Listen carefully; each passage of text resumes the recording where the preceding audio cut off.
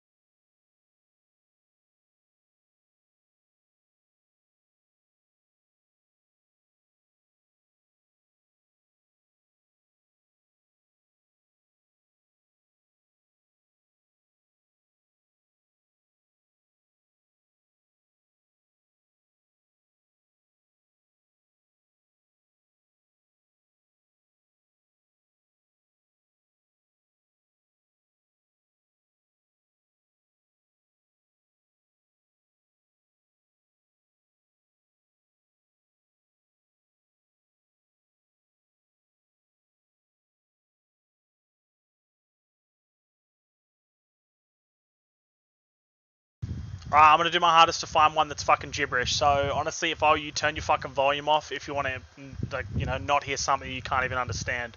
I won't be able to understand shit, but I'd rather you guys actually watch the fight than fucking not watch it at all. So just give me literally 1 or 2 minutes, please.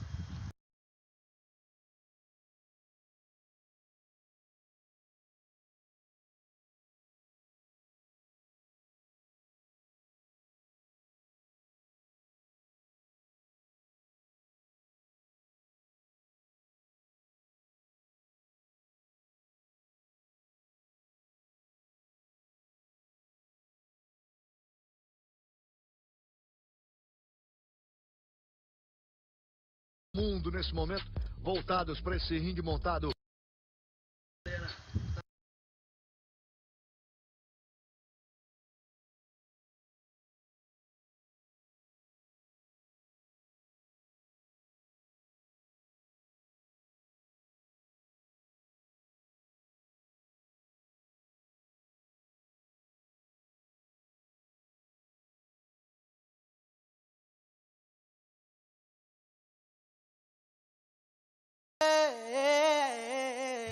Okay, this isn't the fucking gibberish one, but hopefully this one fucking stays up.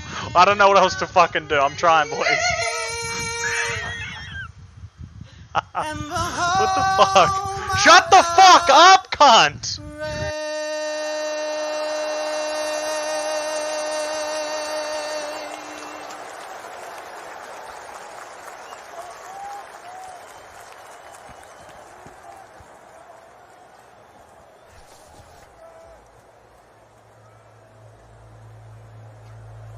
From Staples Center, Los Angeles, California, USA.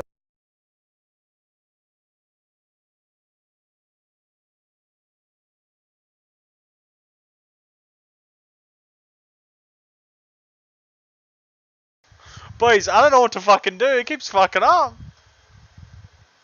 Oh my god. Shut up. Shut the fuck up. Shut up. Shut up. Oh, for fuck's sake. Alright, here we go, gibberish. We'll try and play this shit.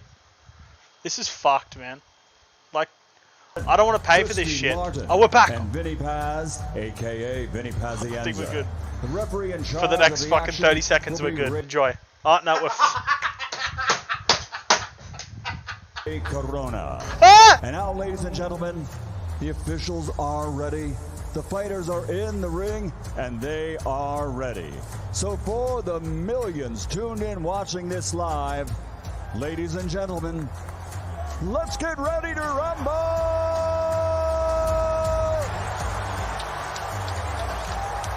Introducing first, fighting out of the black corner, wearing white and purple with gold, official weight 210 pounds. In 75 career fights, he has 66 victories, including 47 big wins by knockout. He's recognized as one of the greatest pound-for-pound fighters in boxing history. From Pensacola, Florida, USA, the former middleweight world champion, former super middleweight world champion, the two-time light heavyweight world champion, former WBU cruiserweight world champion, and the former heavyweight champion of the world, the future Hall of Fame legend, Roy Jones Jr. And across the ring, fighting out of the white corner, wearing his traditional black and officially weighing in at 220.4 pounds. In his career of 56 fights, he has 50 victories, including 44 knockouts. He was universally recognized as the baddest man on the planet. From Brownsville and the Catskills and Henderson, Nevada, USA, he is from the IBF from the International Boxing Hall of Fame, presenting one of the most devastating heavyweight KO punchers of all times, the two-time heavyweight world champion, former undisputed, undefeated heavyweight champion of the world, Iron Mike Tyson.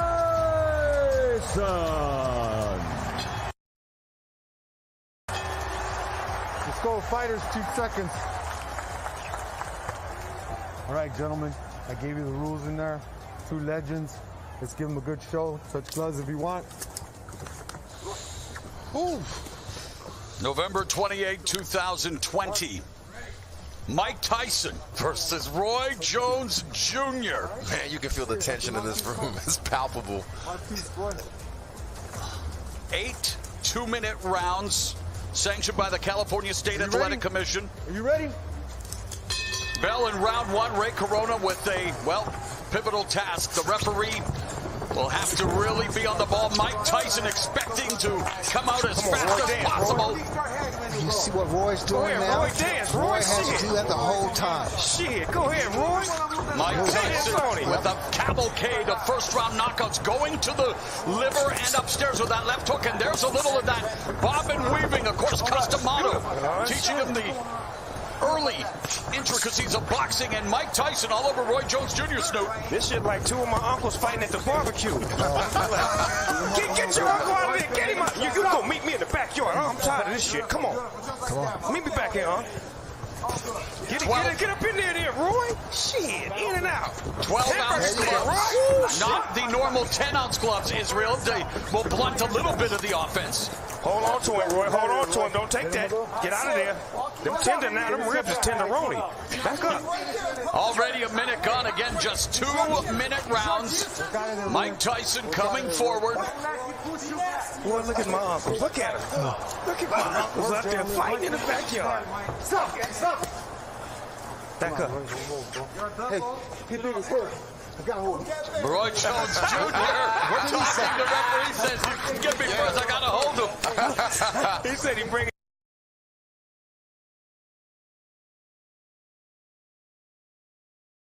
Oh no, what's happening again?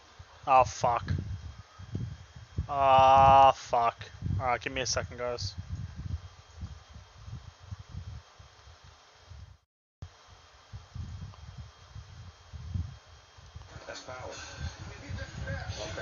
Fuck, my heart skips a beat every fucking time it fucking skips a fucking play.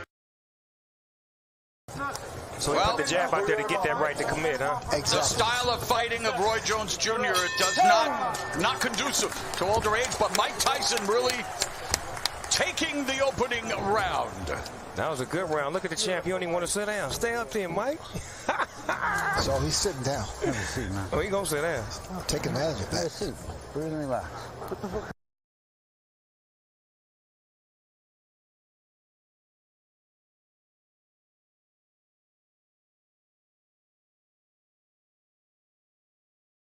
Make them little turns shorter and then come right back with stuff, okay?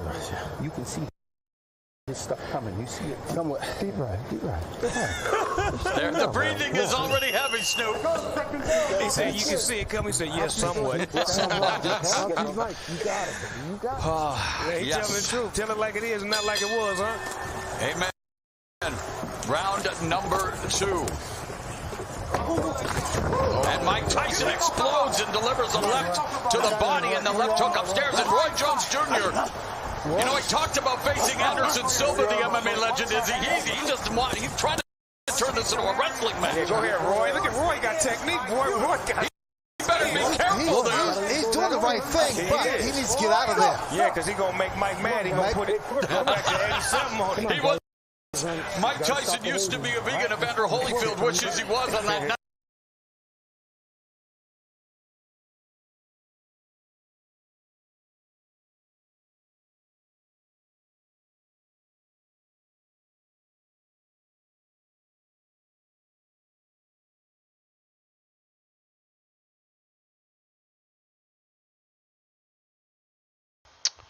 This is honestly so disappointing. Like, fuck paying for this shit. But I want to watch it for free. And everyone else does too. It's not my internet. My internet is fucking great. It's fucking great. Loads everything perfectly. It's not that. It's this fucking website I'm using. I don't know why you're saying it's my internet. I wouldn't be able to stream if I had shit fucking Dodo internet. So I don't understand your fucking... this shit just is not fucking loading. My internet's fucking great. Give me... I'm not spending $50 to watch a fight I didn't even want to fucking watch. I only wanted to watch Jake Paul fucking fight and get smashed, but he fucking won, so now I'm pissed. I honestly just want to watch this fucking fight for you guys. So I'm trying my best. Just bear with me. Give me a bit. Gibberish. Yeah, I'll put on gibberish. Just give me fucking 2 seconds and I'll find this fucking... I don't even know what language it is, dude, but I'll try. Just say gibberish. What the fuck? I'll be right back. Dude, give me fucking... I'm fucking trying, guys. Chill.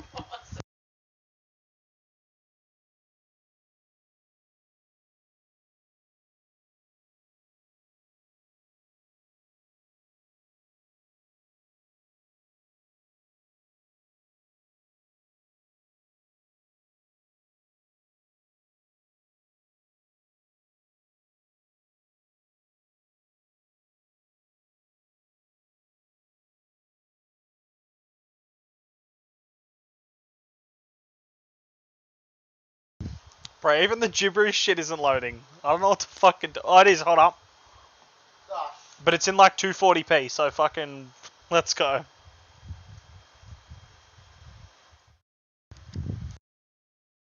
Right here, Mike. Tem que colocar o jab.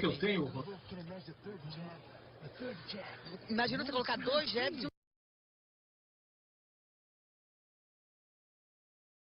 um terceiro jab ainda por cima. Vai lá, Daniel. A impressão que eu tenho é que isso, olha o jab do Roy Jones entrando. A impressão que eu tenho é que o Jones está tentando segurar demais a luta. Quer dizer, aqui você falou do cansaço, pode ser em 3, 4 minutos, pode ser cansado. Eu não tenho dúvida que o Tyson se preparou muito para isso. Agora o Jones já nos rounds está agarrando como ele agarrou.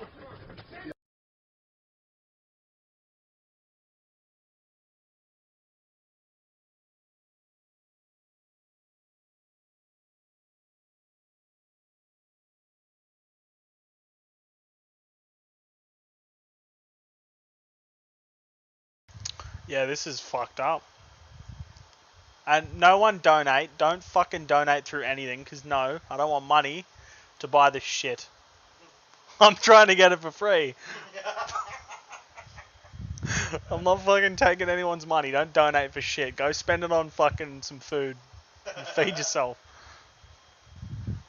This is fucked, cunt. Gibberish.com ain't fucking working, and this shit isn't too. Oh my fucking god. No, no one donate. Stop saying donate.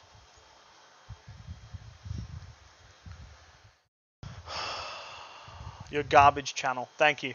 Fuck off then. This channel's inactive as fuck. No wonder I'm doing it, dude. I don't care. You think I really give a shit if my channel gets taken down? I'm doing this because I don't. I'm trying to find a stream, but nothing's happening. This is fucked up. I feel defeated. I feel fucking defeated. Garbage channel. I'm not gonna even view yours, cunt, but I doubt you've even got 2 subs. And if you do have 2...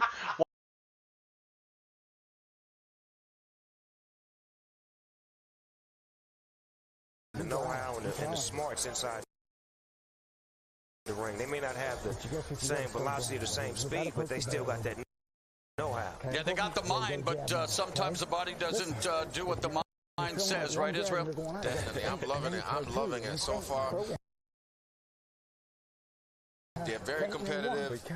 Good fight so far. And we still have a few rounds left. Feint it and do it off. Listen, even do it off a feint and switch and throw the. Yeah, there you go. That one hand, but you got to put some body behind that one hand because you ain't doing nothing. And he has to frustrate Mike. Get your deep there. Do he really want to frustrate Mike?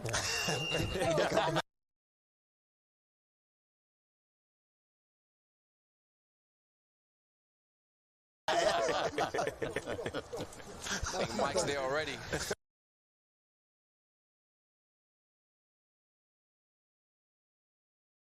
Man, he's already across from you. All right, Of course, Mike Tyson would love to deliver that patented right hook to the body, followed by the right uppercut. Has done so much damage over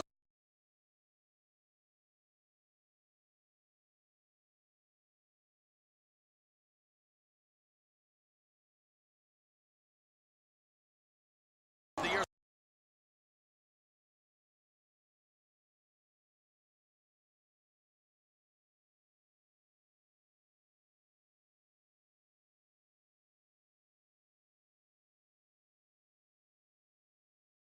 What he has to be. Well, I feel like I'm back in my days as a pro wrestling announcer with some of this grappling, maybe a little Muay Thai, almost a Thai plum there, is he? Yeah, this is some Muay Thai. Ain't nobody punking out in here. No, you hit me, I'm hitting you back. I like this. This is what I like. My uncles is getting it in. Grandma will have to break this up. Grandma, they out there fighting again. Referee Ray Corona warning Roy Jones Jr. for holding. You know the punch, that punch that Mike throws, that hook to the body and then uppercut. The short one. The short one. That will be effective. Here's our unofficial scoring by the former champions.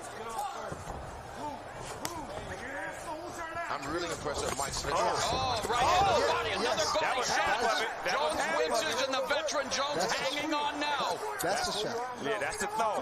Looking for the money shot. Use his strength, yes. That was beautiful. 20 seconds left in the round. Yeah, 20 seconds left in the first half of this 8-round fight. Again, only 2-minute rounds. Oh, get off there, Roy, get off. He's working the body. Roy Jones. And what he keeps doing to get away with it, he'll tie one hand, punch with the other, then swap around and tie with the other hand, then keep punching. See, but only a veteran would be able to do something like that against Mike Tyson. That's practice. We have WBC former champion judges on hand tonight, of course. Chad Dawson, Christy Martin, and Vinny Pazienza. Pazienza, by the way, infamous for not landing a punch against Roy Jones in the 4th round in their fight. That was the first time in history. Guys, tell me something. Does Roy look tired to you? Yes. Yes. Out of the two fighters, definitely Mike is in the better shape so far. Because he can see the way he's breathing. He's exhausted. The body language says it all. 100%. And again, when we're talking, and I don't want to beat the horse here, guys, but two over 50-year-olds, what do you expect in terms of conditioning and stuff? Well, I know how I am on the basketball court. In my early days, I could play like 5 or 6 games. Now I can only play 1 game of 21.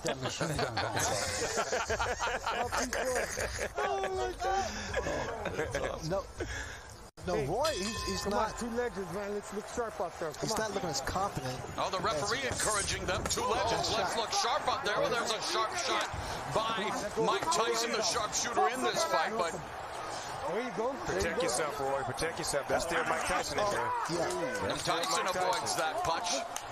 Lord, don't let him have a flashback. Precious Lord, please don't let him have a flashback. Coming up on the midpoint of round 5, and again, rattling Roy Jones. Jones ducking down and just wants to close the gap, wants to clinch here, is he? And Tyson wants to create some separation. Roy got it. We're keeping it gangster right now. Go ahead, Roy. Oh, there you go. There's just conditioning. That's the only thing he's just leaking in his conditioning. Well, Ray, we talked about it. There's a difference between being in physical shape, cosmetic shape. Tyson looked great on the pads over 100-pound weight loss, but fighting shape is another thing, and here they are.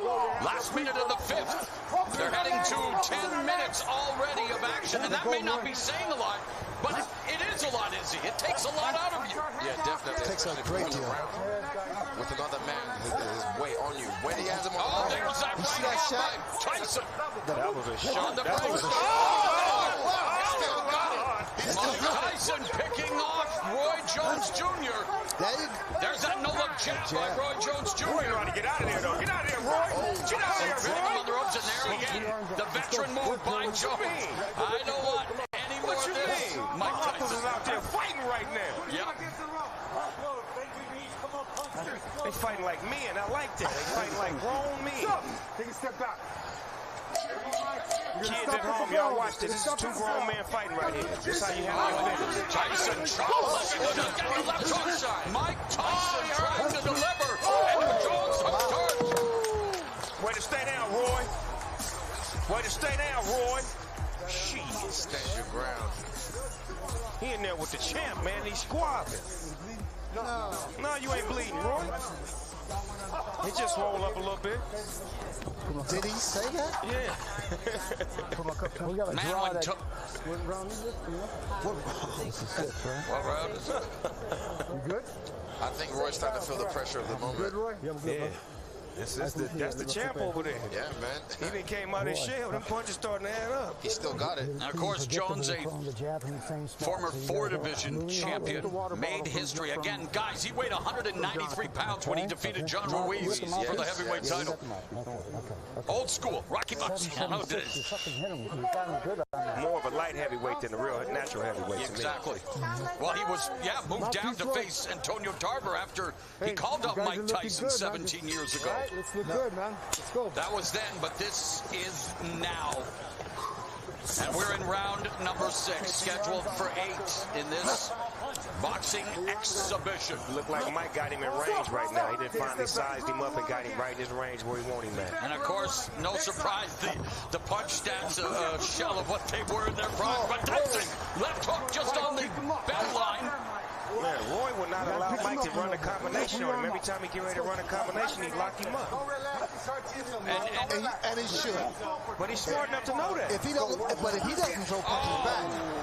Battered him with the right hand to the body, and Roy Jones again comes in, and Izzy, I know, Mike Tyson, the bigger guy, Roy Jones, clinching, smothering, has to find a way to use that jab. Keep Tyson at a distance. Yeah, right there, the dart. Whenever he throws that in his case, like Snoop said, he has to put a little bit more body behind it.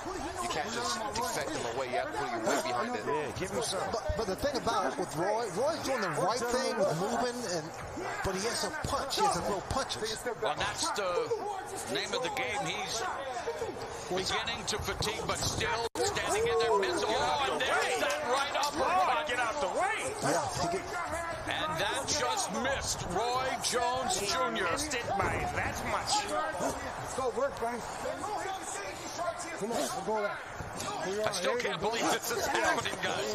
Mike Tyson, Roy Jones Jr. Izzy, what's life, brother? Man, it's like he was playing chess with it right there. Roy also is more elusive than the other bigger heavyweights that Tyson has faced. Yeah, he got way more footwork. Exactly. He's way more athletic. Emmanuel Stewart, the estimable late trainer, said knockout cell. I know everyone tuning in, hoping to see a knockout, but there's Roy Jones Jr. popping off Tyson's face. They both made it, and that was the shootout. Wow, that was shit, fellas. Good shit. I like that. That's the bunny hop in the pea patch, huh?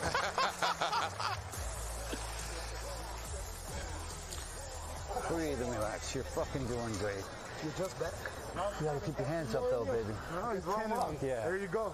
The wrong one again. Kidding me? We'll go 15 if we gotta. Between the broadcast and the fights, we're hearing more cuss words than Glenn Gear and Glenn Ross. All we need is Samuel Jackson for commercials and we good. Ooh, made a miss. Trying to make him fade. Look at the way he cut the angle on that. That is so slick. That's skillful, though. That's skillful. He still got it. Look at him walking around playing like he used to. That's the old Roy. Understand? Yeah.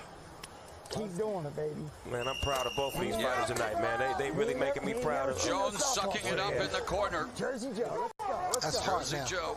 Round 7 right here, gentlemen. Looking good, Mike. Looking good, Roy. Shout out to Jersey Joe. A Walcott as now Tyson touches him to begin this round. Round at number 7, Mauro Ranallo along with Hall of Famer Sugar Ray Leonard, undefeated UFC middleweight champion Israel Adesanya, and the one and only, the Dogfather, hip-hop OG Snoop Dogg, and look at this. Get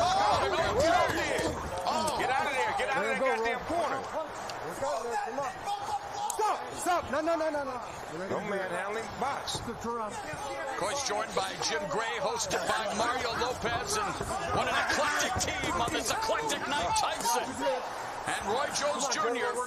I like them jab combinations that he used to run off in the 90s. He just put them on Mike right now. Are you guys thinking the referee should break it up sooner, Israel? Are you content with the clinch? No, I think he should break it up sooner because he already knows what he's going to do, what his tactic is, so definitely let them box.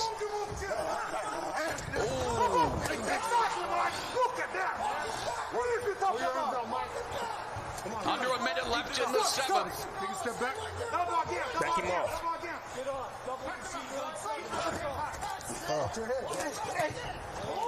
Again, it's an exhibition, hard sparring. We're seeing some hard shots, Snoop.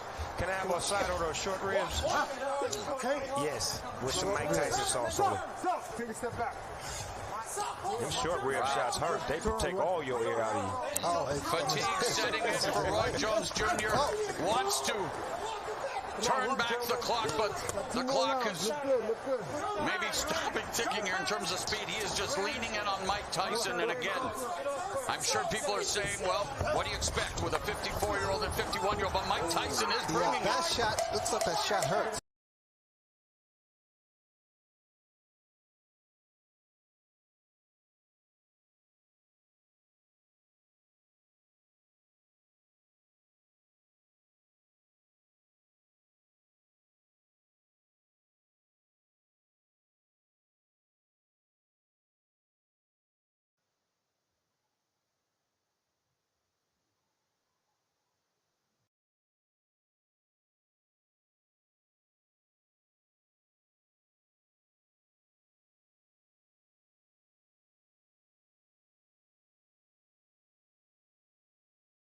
In this round, and now they're separated, and so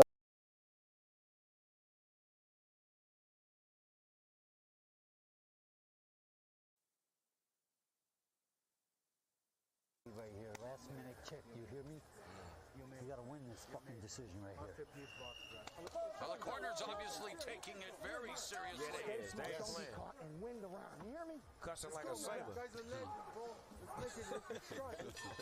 And it hasn't exactly been smooth sailing for Roy Jones Jr. in this fight.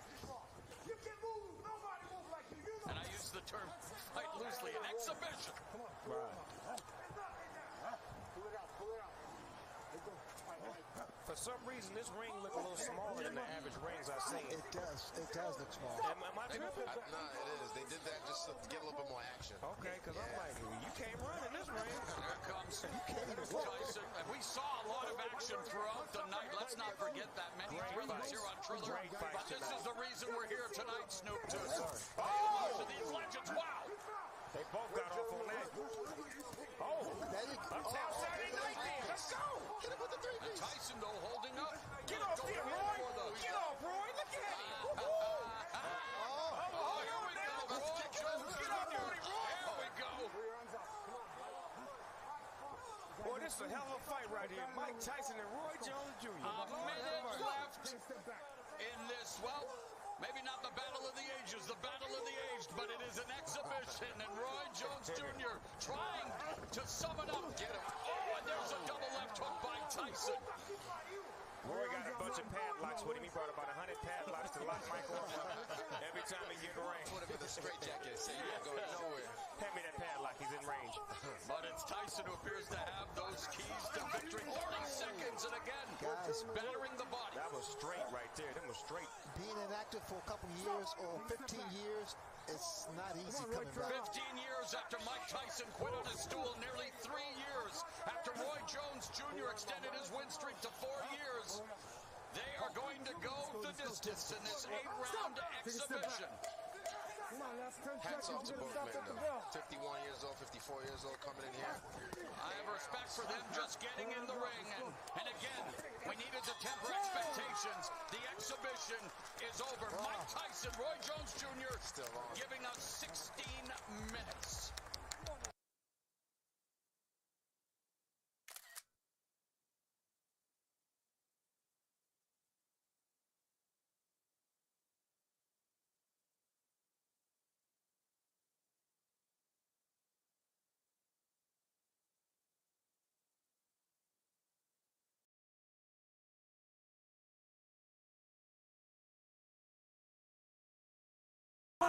Mike hasn't landed too much, but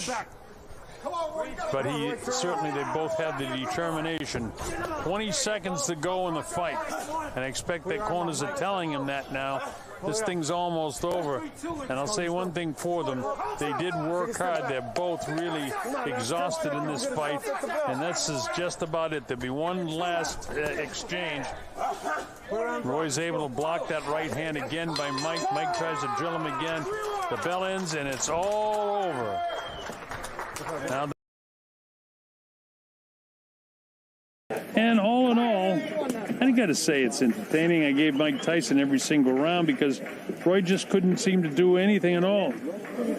Scored at 80-72. I thought I haven't heard anything from the scoring of the 3 judges that are champions, but maybe the ring announcer will let us know how Chad Dawson, Christy Martin, Vinny Paz scored the fight. Okay. You got any money? Can I borrow? Is this it, chat? Who y'all got? I think Mike.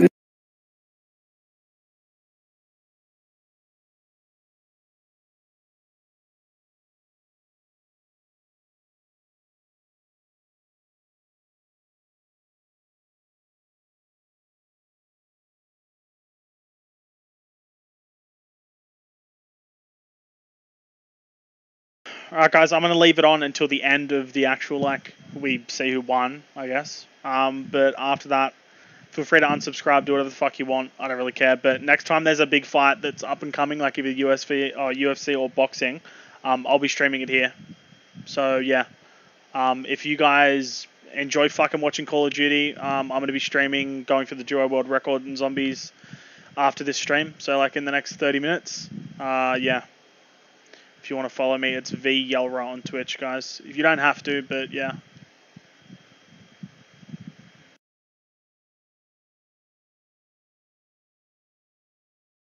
Handle it.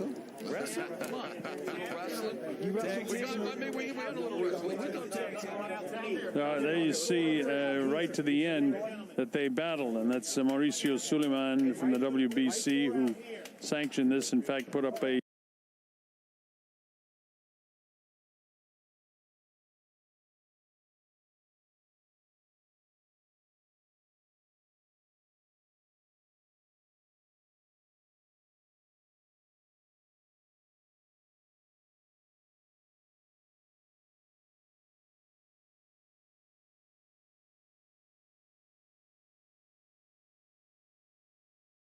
A little help from Mr. Let's see what they. International Boxing Hall of Famer Jim Gray. And Jim Gray will be with our two superstars here in the ring in just a few moments, discussing the WBC's scoring and opinions on this fight. And we'll see how they saw it. So, ladies and gentlemen, stick around. We've got more coming. All right, so you're up to date. We still have to see what the scoring is and how they saw it. I told you how I saw it. I gave Mike every single round.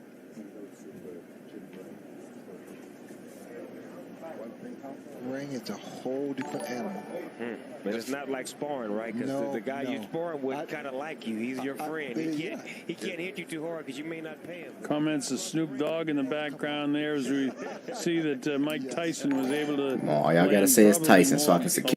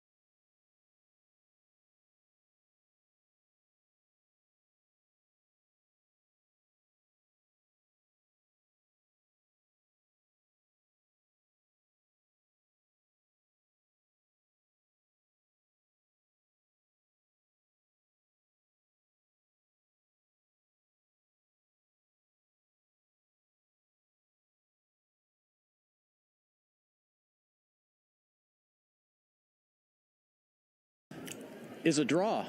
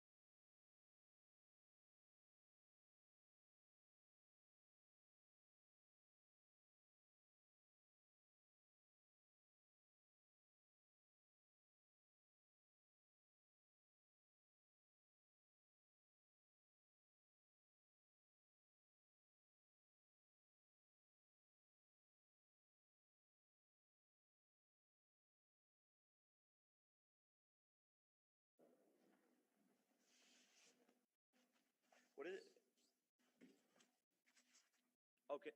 Can I have my glasses?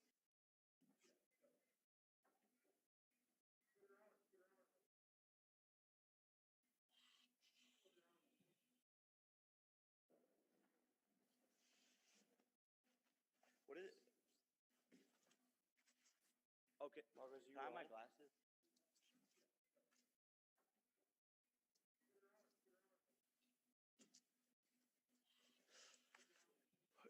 Where should I look? This one? What is it? Yep. Okay. Can I have my glasses?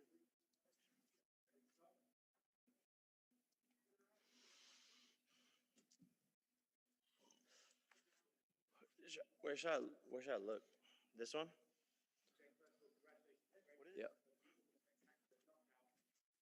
Okay. Can I have my glasses? Yeah, thank you. You know, I'm happy with my performance, but I could have done better. 3 weeks ago, I broke my nose. Meditating, I fell flat on the concrete. I don't know if people saw at the press conference I was in the hospital. It's because I broke my nose, so I wasn't able to spar. So tonight I didn't feel as sharp. You know, I'm happy with my performance. Obviously, I got the KO. I could have done better. I just think I could have looked better from a pro boxer standpoint. I broke my nose. My jab wasn't landing. Flat on the concrete. I don't know if people saw at the press conference I was in the hospital. It's because I broke my nose. We got the knockout. So I wasn't able to spar. But I give myself a 6 out of 10. As sharp. You know. I'm happy with my performance. I got the KO. I could have done better. I just think I could have looked better from a pro boxer standpoint. I broke my nose. My jab wasn't landing. Flat on the concrete. I don't know if people saw at the press conference I was in the hospital. It's because I broke my nose. We got the knockout. So I wasn't able to spar. But I didn't anticipate that much sharping in wrestling. I'm happy with my performance. I got the KO. I could have done better. I just think I could have looked better. And I knew he was going to walk in my nose. My jab wasn't landing. I'm a little upset. I don't know if people saw at the press conference I was in the hospital. It's because I broke my nose. Knockout. We got the knockout. But I didn't anticipate that much sharping in wrestling. I'm happy with my performance.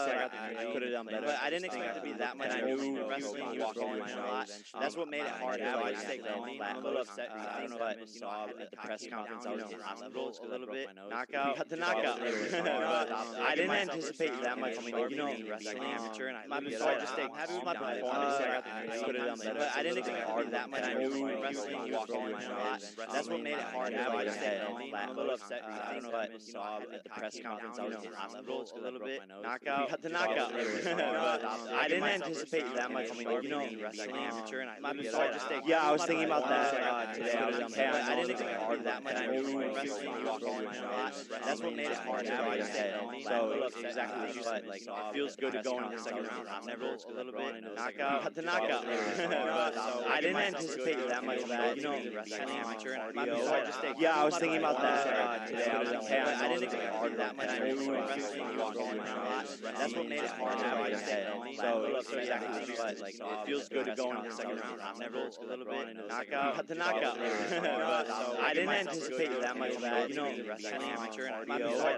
Yeah, I was thinking about that today. I didn't expect that much. I knew wrestling he was going to lot. That's what made it hard. I just stayed landing. So exactly what you said. Like it feels good to go into the second round. I've never a little bit knockout. Got the knockout. I didn't anticipate that much wrestling. Amateur. Yeah, I was thinking about that today. I didn't expect that much. I knew wrestling he was going to lot. That's what made it hard. I just stayed landing. So exactly what you said. Like it feels good to go into the second round. I've never a little bit knockout. Got the knockout. I didn't anticipate that much wrestling. Amateur. Yeah, I was thinking about that today. I didn't expect that much. I knew wrestling he was going to lot. That's what made it hard. So exactly what you said. Like it feels good to go into the second round. I've never a little bit knockout. Got the knockout. I didn't anticipate that much wrestling. Amateur.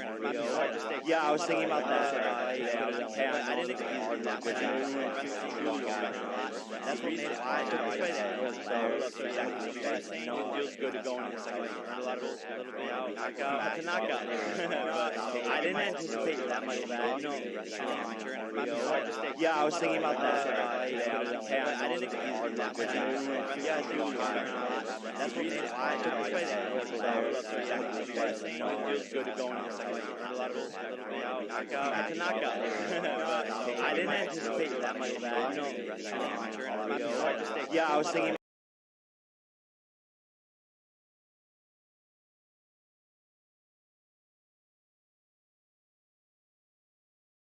For. So I'll take out Dylan Dennis first. I want to bring MMA fighters into the boxing ring. That's my goal. And, there's a long list of other people. KSI wants to fight me still. Austin McBroom wants to fight me. Ben Askren wants to fight me. There's more people. I can't even remember how many people, other people there are. Tomorrow, tonight, I feel like I didn't get to showcase my skills, honestly. So I'm a little upset with that. But I would fight. My right hand always kind of hurts after these fights. My last time I had to do recovery on my right hand because I just was penetrating his skull. But same sort of thing with this. But I'll fight again ASAP. But I think I just cemented myself as one of the biggest prize fighters. So someone's gonna have to come with a bag, or I might do my own promotion. So we'll see.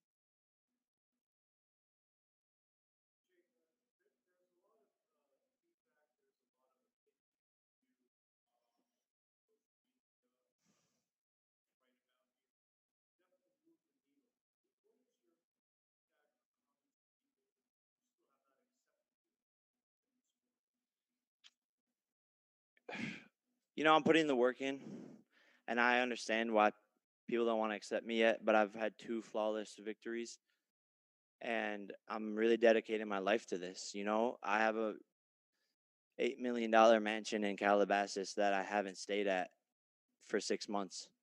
I haven't even been home because I've been in Las Vegas training in a little tiny house 2 days, pouring my heart and soul into this.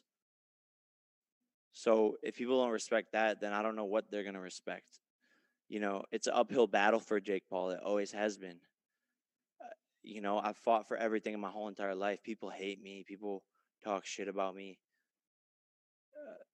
But I'm still here. Still here.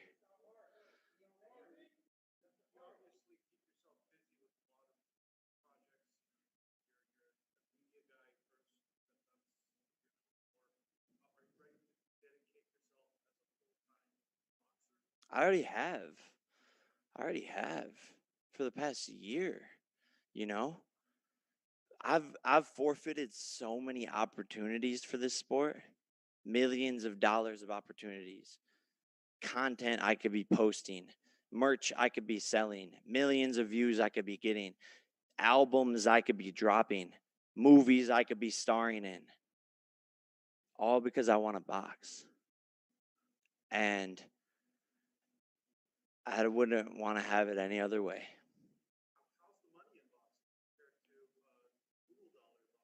I don't know. The money's cool,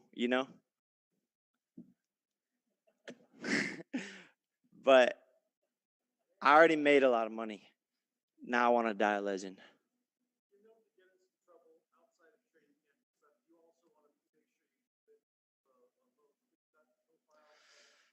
Yeah, my nickname's the problem child. I always found myself in problems. But yeah, I try to keep out of trouble. I always have, but it always finds me, I feel like. So, I'm 23 with a lot of responsibility, a lot of pressure, the whole world watching. So I'm not perfect, I'm going to fuck up. But I learn from those fuck ups, or at least I try to.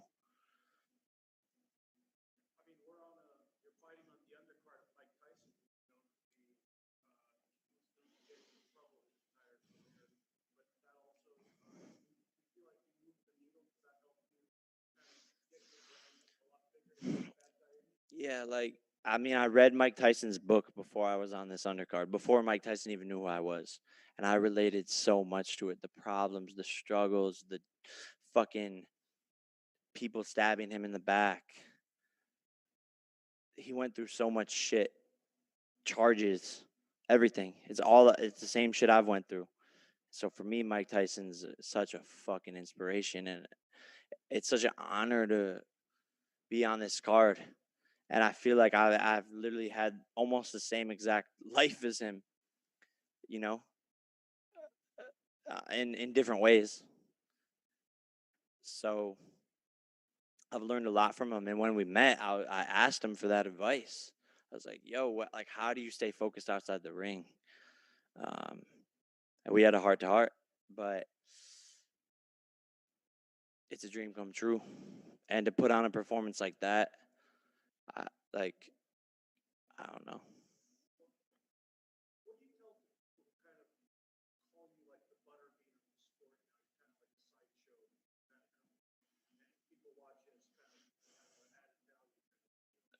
Next question.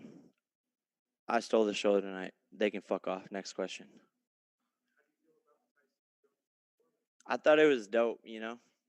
I'm a little upset that they made it a draw, but they gave it their all, and they both looked good. Mike came out swinging. And Mike won. Let's give Mike the W. I want to see Mike Tyson versus Evander Holyfield. Put me on the undercard. I'm biting someone's ear off.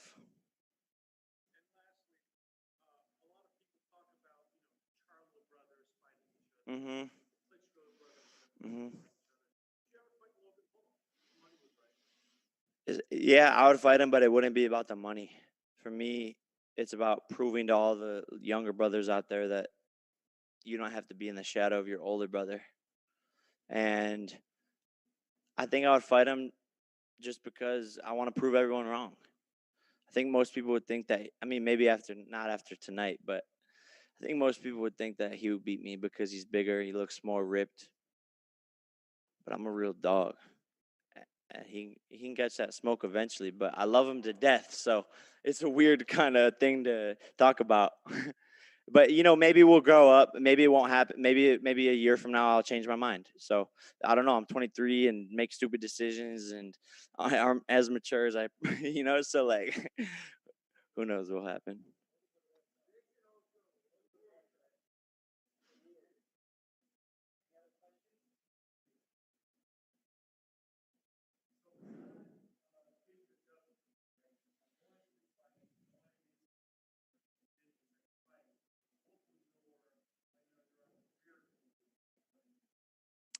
My career goal was to do exactly what I did.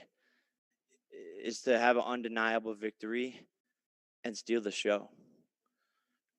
And prove to the boxing world who has doubted me for the past 6 months that I'm a pro boxer and I'm here to stay. When you put those 10-ounce gloves on me, I'm vicious. I can hit. I'm a real dog. And when these MMA fighters come into the ring, they're they're gonna meet the problem child. They're gonna meet me. And I'm here to make millions of dollars and sell millions of pay-per-view. And I'm here to be one of the biggest stars. I think I might just be the new Floyd.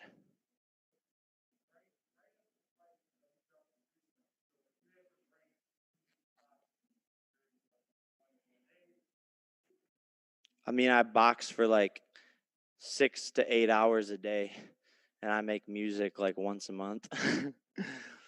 But whenever I get in the studio, shit, that's one of my that's what I'm saying. I'm forfeiting a lot to box, so we'll see. I'm gonna keep on putting out songs because it's what I love to do. I'm gonna wake up tomorrow, Sunday, and the way my mind works is I'm just gonna be like, okay, what am I doing next? I gotta go. I gotta work hard. So.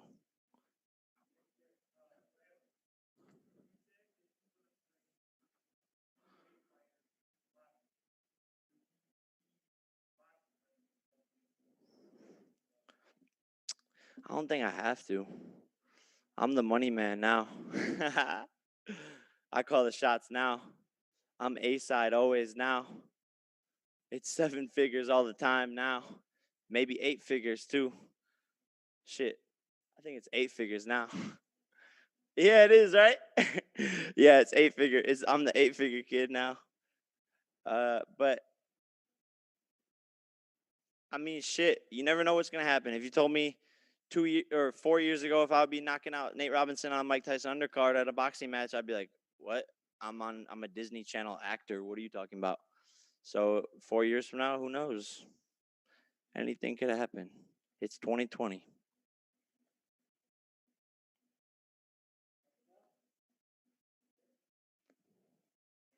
Thank you guys.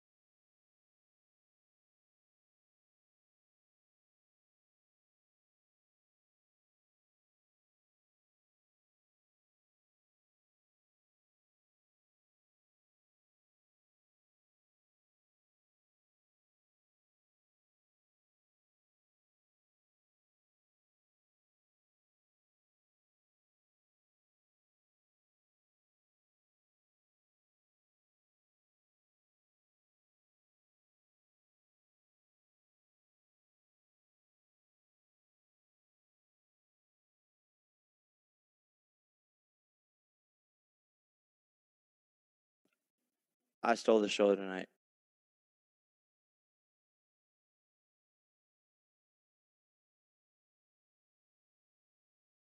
And to put on a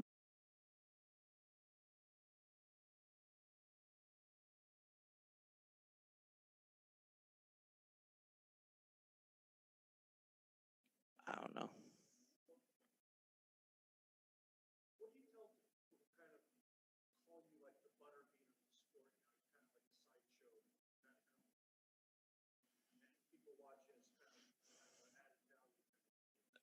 Next question.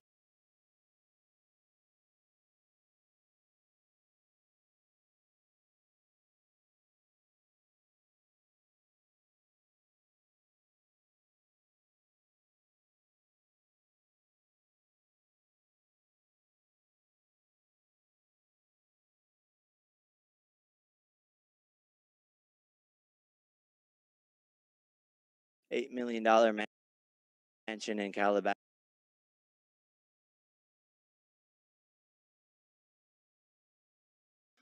I already have for the past content. I don't know. The money's cool.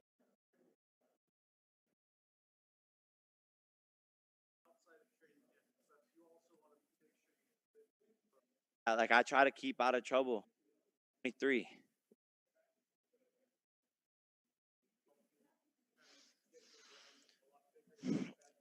Yeah, like I mean, I read Mike Tyson's book.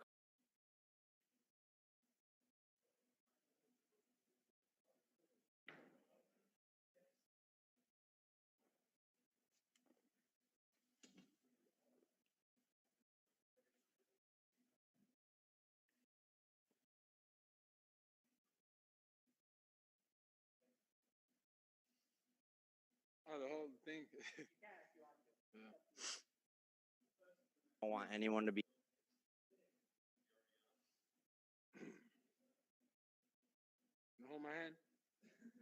Yeah.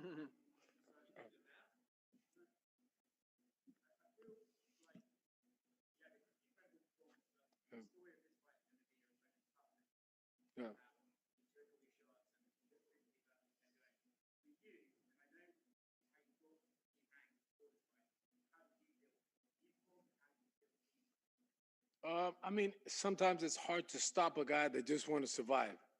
Like he's not even trying to win. He just wanna go the distance. Sometimes it's a little hard, but yeah, he got hard. I'm not gonna say hard. He's tough. He could take a whooping. So I should have got him out of there, but you know I've been out for 11 months. Maybe it's good to get some rounds in. But yeah, at least I beat him up and I showed him his level to boxing. Yeah, because he wasn't trying to win. He started running, holding, trying to survive. You know, he was in there, but he wasn't trying to win. But he was tough like competitor. So I give him that. Yeah, left hook.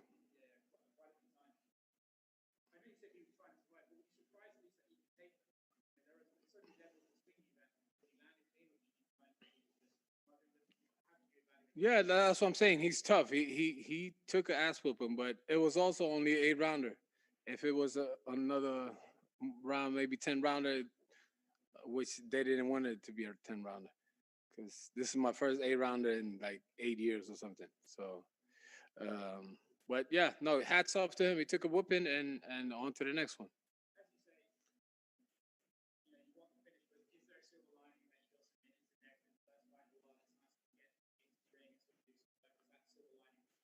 I mean, not really. You don't get paid for overtime, and a guy like that, I'm supposed to stop him, but everybody else think I look good, and I'm just my worst critic. I just don't, I wanted to stop him.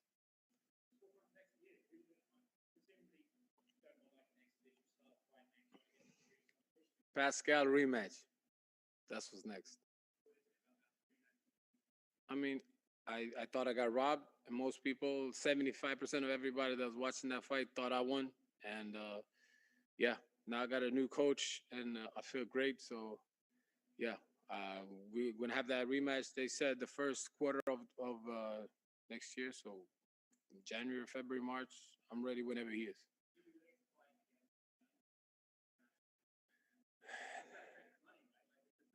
Yeah, that's why he didn't.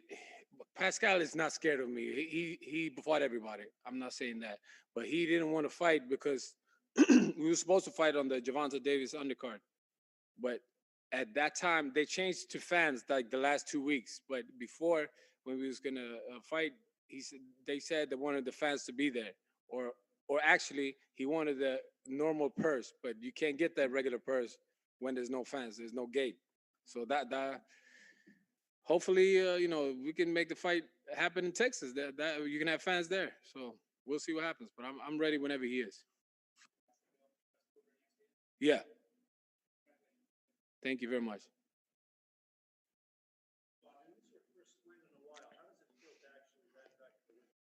I mean, they say my first win since 2017, but I only had 3 fights, and 2 of them I got raw. One was a draw with Stevenson. I won that fight. One fight with Pascal, I should have won.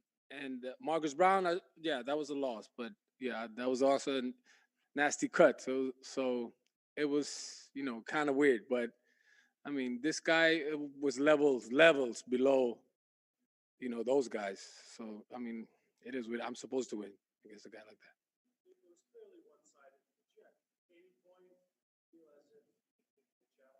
No, not at all.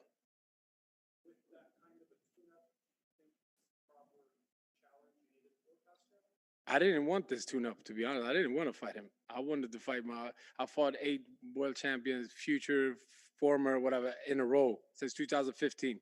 I haven't had an easy fight, so I didn't want. I want to continue to fight the best. But like I said, Pascal, there was that thing with the money, so that was the only issue. Otherwise, I would have fought Pascal.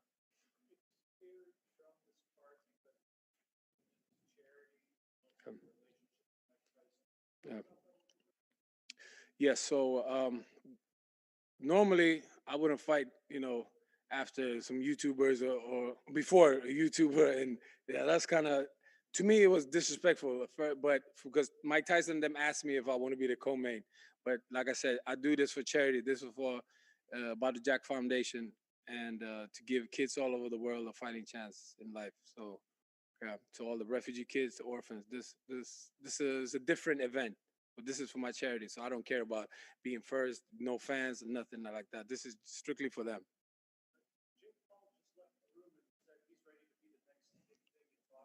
Yeah.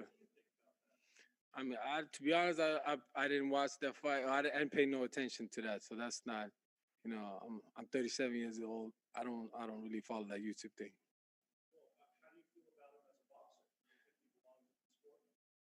Like I said, I haven't really seen him, so I don't know. But I saw his brother fought KSI, and I know KSI a little bit. I walked him out to the ring.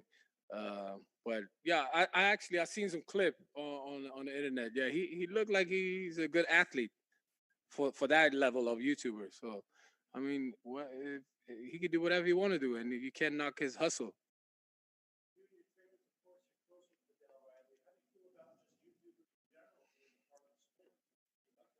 Yeah, but the thing with Vidal, he's a trainer for the YouTuber, so he's not. He became a YouTuber after boxing, so he's actually a real fighter. He had 50 amateur fights or whatever, and he's a real fighter that is a YouTuber also. But yeah, um, yeah, these guys are so much younger than me. I call Vidal my son. He's 15 years younger than me, so it's a different. This is a social media era. I mean, now I'm talking like I'm really old, but.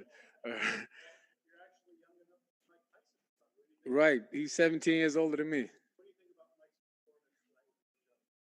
I mean, you got to give credit. 54 years old. He hasn't been in the ring 15 years, and he was overweight and everything. Yeah, I think he looked good.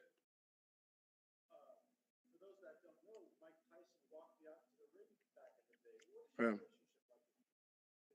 Yeah, I met Mike first time I think 10 years ago, 9 years ago when I first moved to Vegas, and yeah, he always been cool. He always liked me. He called me Bo Jack, the old school boxer Bo Jack. From the '60s or whatever. Yeah, he always liked me. We're both Muslims, and yeah, same with Roy. Roy is my boy too. So we got some things going on with Roy in a couple of weeks, some business stuff.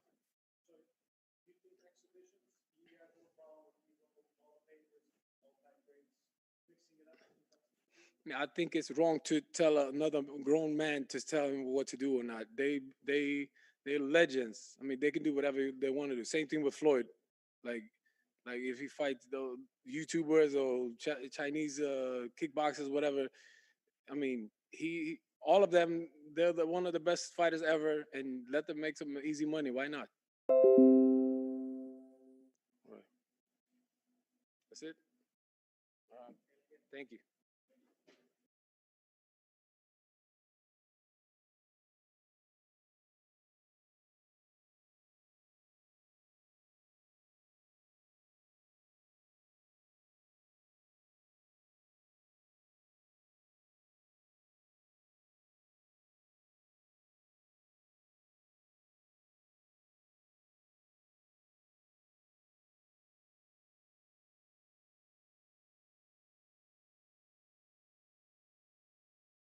People. I can't even remember how many people the other people there are.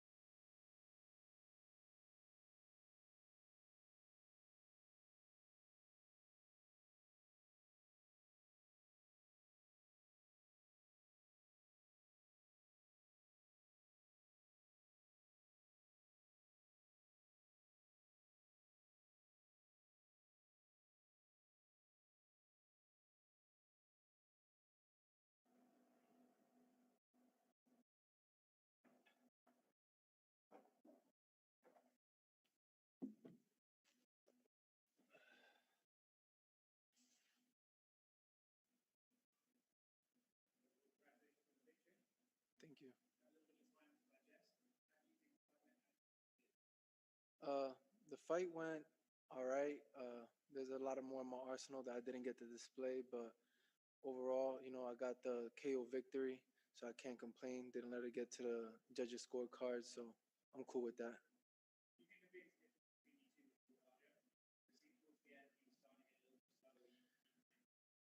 I don't think that was the biggest difference. I think my skill, my cardio, everything I have was a lot better than his. It might not have showed at a complete comparison, but it didn't matter if it was the cardio or the skill. Either way, I was better than him tonight.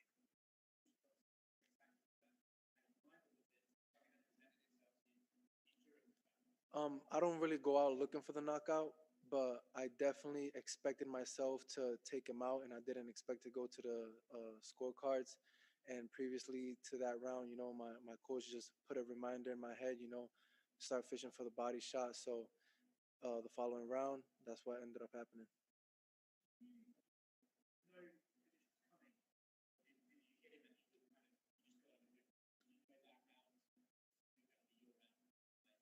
No, I didn't know that was gonna be the round. A lot of times, I let my body flow and I let it go naturally, kind of select its punches, and that's what ended up happening in the seventh round.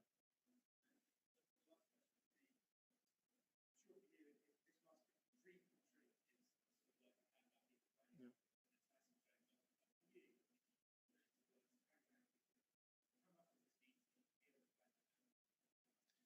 Uh, in the beginning, it wasn't too much. I was just looking at it as a regular fight.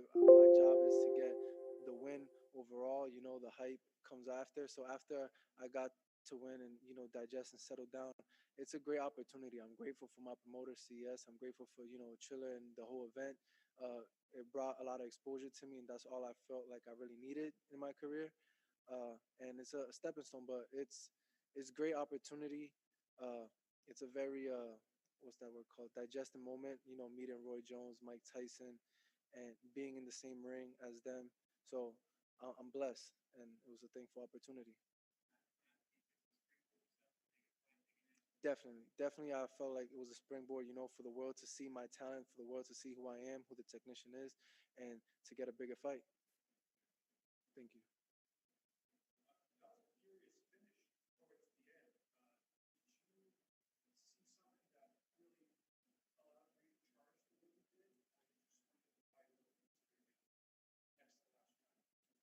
Um, I kind of just, listened to my coach. He told me what to do, and I tried to listen, and that's what ended up happening from the result. Listening to my corner.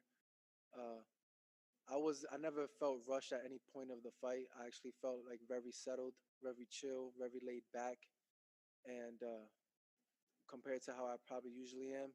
But in due time, it all worked out well.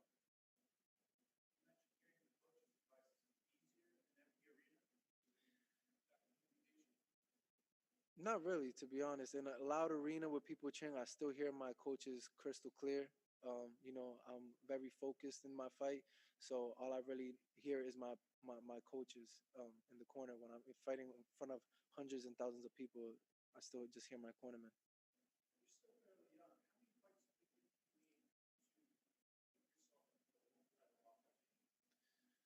I think, this year coming up, 2021, I feel like I can get that world title opportunity, maybe two more fights.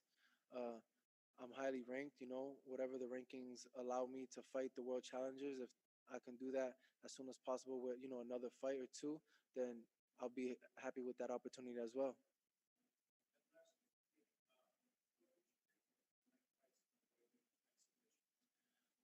It was cool. I like Roy Jones a lot. Roy Jones seemed like he didn't really miss a beat, with his hands out, with his boxing skills and stuff like that. I thought Roy Jones did good. Mike Tyson, I was able to see with his footwork that he still had this step.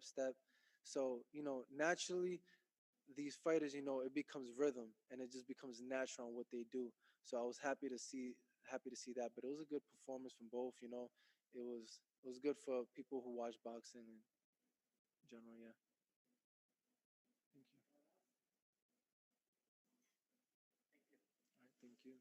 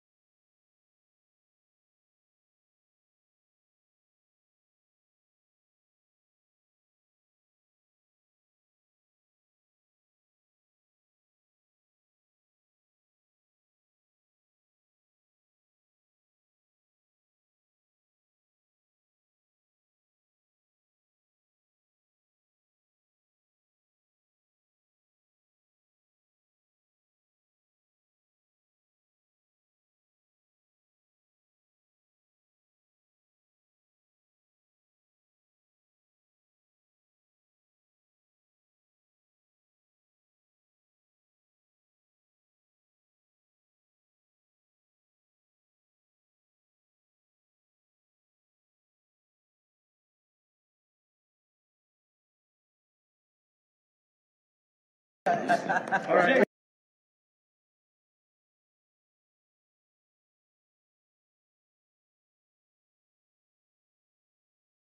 Yeah, I'm just standing here. I'm sorry.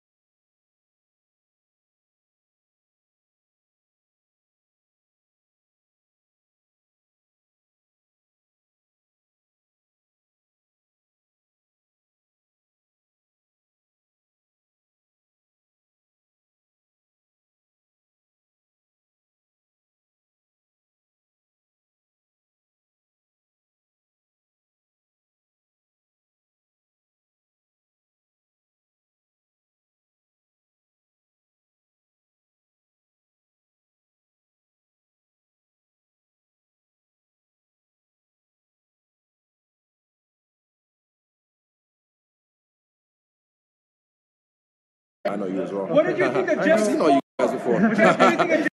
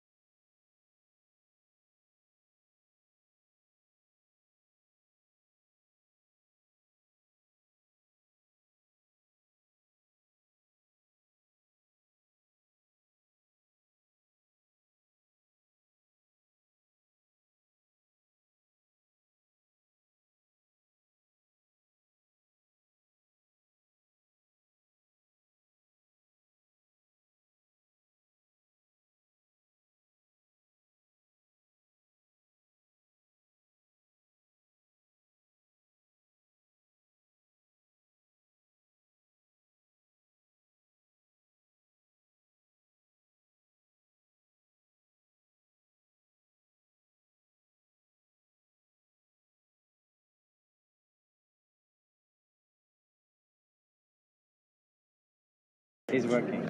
Sorry. I'll do it later on. All right. Jay, this way. Let me take a picture of you too.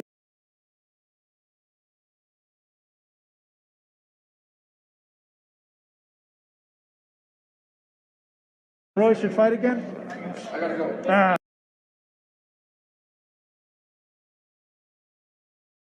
Just real quick.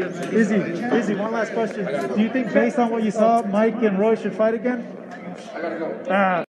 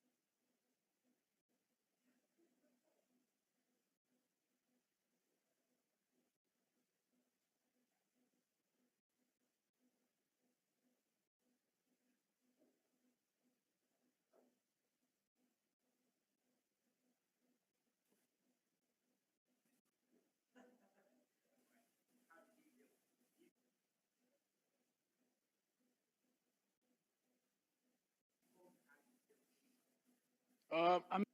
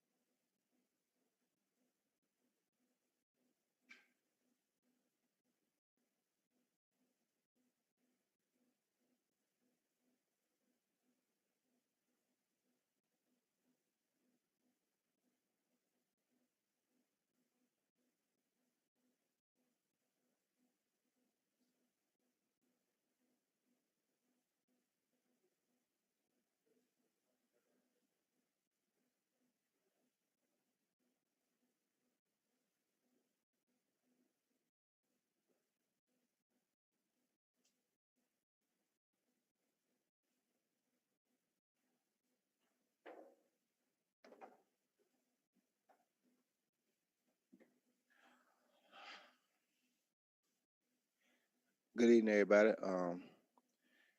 Feeling a little bit tired, but I'm good.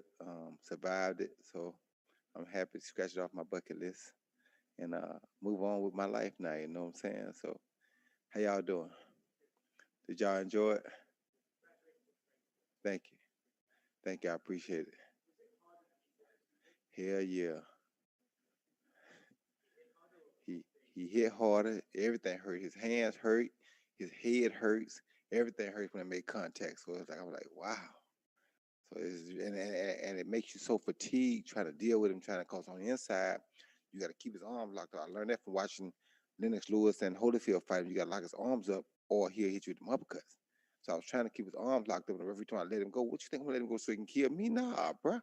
It's not gonna happen like that. So I had to work on the clinches, and with the clinches, it made it good. So I was able to land punches on the inside of the clinch and get him back before he could ever throw anything good. So that's what my strategy was going in. That's what our strategy was going in, was to clinch him on the inside, box him outside, clinch him inside. Well, no, never thought about dropping, but it was two good shots. One good body shot he hit me with, and one good he hit me with a uppercut straight up and threw my jaw off a little bit. But my jaw's still a little sore, but it's all good. It happens in fighting, you know what I mean? So it's like I knew it was gonna happen. Um, I was glad I was able to take the shots and not, nothing really happened. I never was dizzy or anything. I did feel them, but they never had me dizzy, so I was good.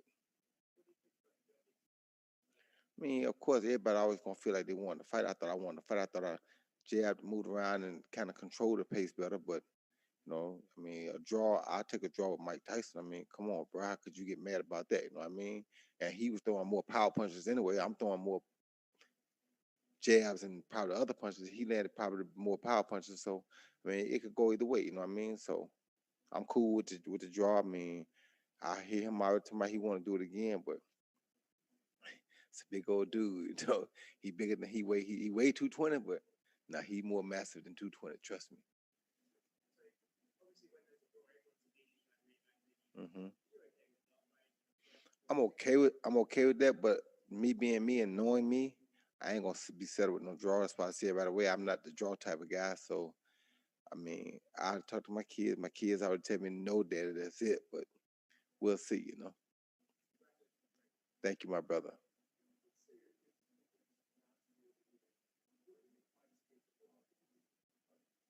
Mike can fight anybody if he just keeps going and stay in shape like he's doing now. Cause it surprised me that he was able to go them 8 rounds like that. And so with him going 8 rounds and strong like he was, he's capable of fighting anybody. Because truthfully, people gonna have a problem getting out of the first couple rounds with him. That was the hardest part, is getting past them first 2 or 3 rounds. So he can, if he catch you, you're gonna have a problem. Because I mean, like I said, I was feeling everything. So I know that he's a really exceptional puncher still, and he can do anything he wants to do. You know what I mean? For him, it makes sense to do it a smart way, but he can do anything he want to do.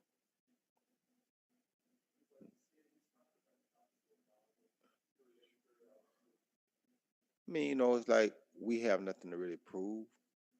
So I mean, if it made dollars, if it made sense, then I could see him going to do it. But he really got nothing to prove by that.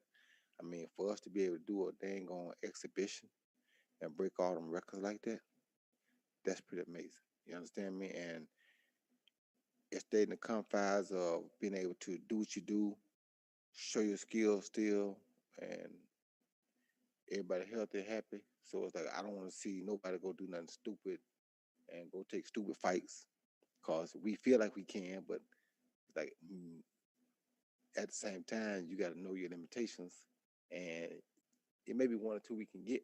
And I'm sure we don't mind trying it, but let's see what happens.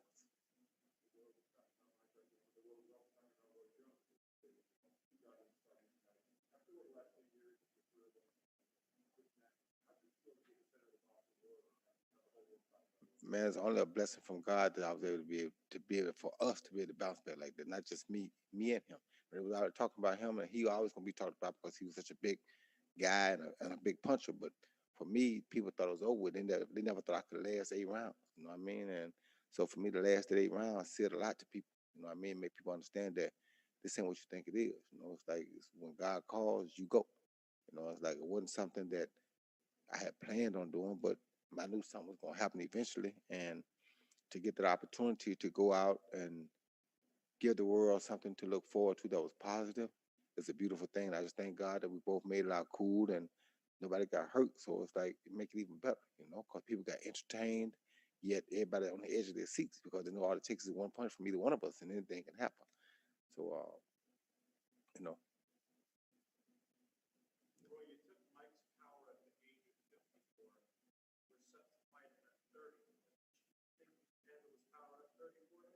Well, I really thought I had a better chance handling that 34 than I would have at 51.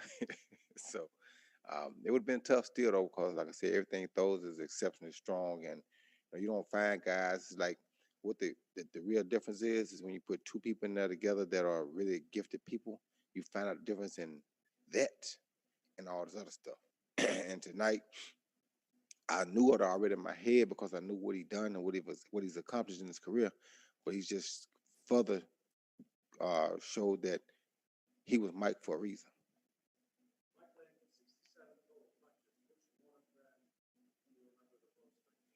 I think I probably remember the uppercut the most. Got my jaw still a little shook up, but it's all good because it's boxing. but I think I remember the uppercut the most. I think the hook I throw was my favorite. Yeah. I gotta be. If I ain't Roy Jones, what good does it do me to perform? People want to see Roy Jones. They don't want to see me go out there and fight unlike myself. So I gotta be Roy Jones. Hey, thank you for giving me the opportunity, brother. Thank you for putting on a hell of a show. Yeah, thank you, brother. Thank you.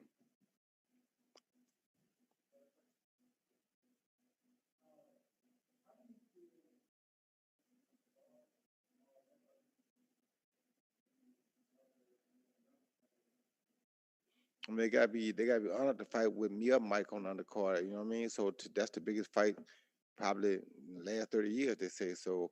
How could they not be completely overwhelmed by having their names on the undercard of that event? You know what I mean? So it's like for me, I feel like it was very inspirational for them, and I'm glad it was. That was the other reason I didn't mind doing it because I knew that the younger fighters on the card would really get a kick out of it, and they would be able to say that they fought on the undercard of one of the biggest exhibitions ever. You better believe it.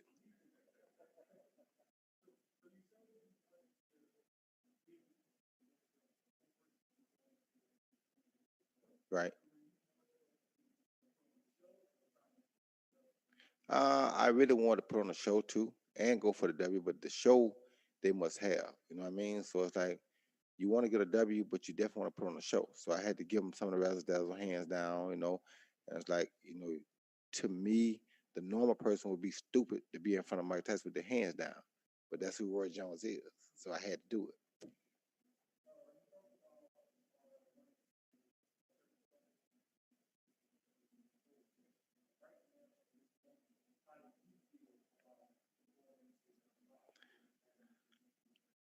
It's not really fair to ask me that because I don't really have good sense about boxing. If somebody called me, I'll say I do. So it's not really fair to ask me. You should ask my other counsel because I'm not really too smart. I don't know how to say no. So thank God boxing ain't drugs because I'd never say no. So I don't really know what to tell you right now. Just if it's me, of course, me, I want to get back in there, but it's not just about me.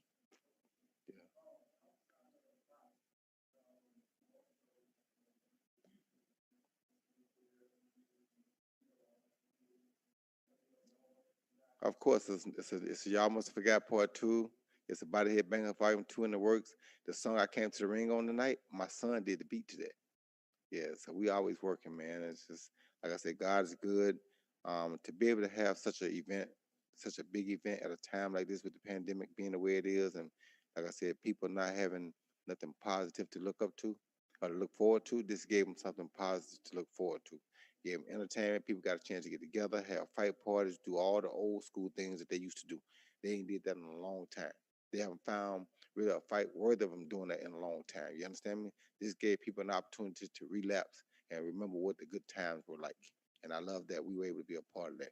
That meant more to me than anything. So even if something bad would have happened to me, I'd have been happy that I gave the people something that they wanted to see. They don't want to see me get hurt, of course, which I thank God that didn't happen.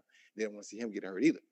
But because we both came out healthy and cool, everybody should have had a great night.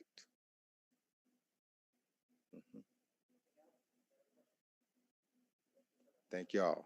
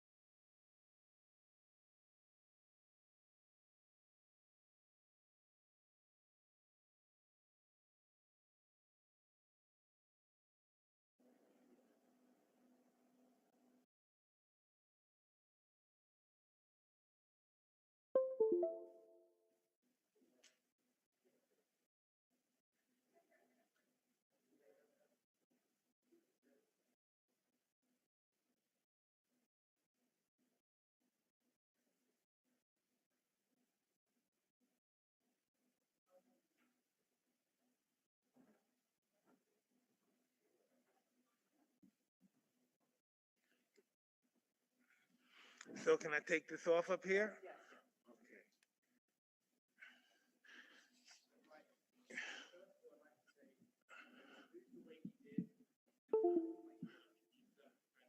Thank you very much. Thank you.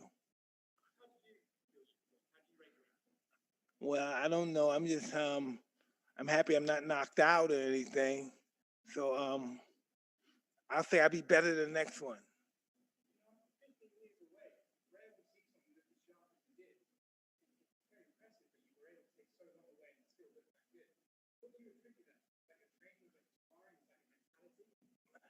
It's my mentality, but my trainers and my sparring partners kicked my ass so bad. And I'll never call a fighter a bum again. I took my youth for granted. And then this actual event made me find out what I really was made out of because they really beat me to death.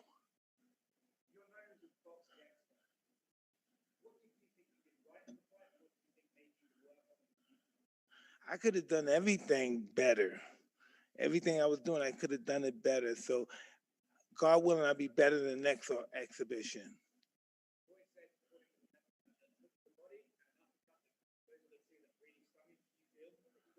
Well, he was very smart and very difficult to hit him with a solid punch.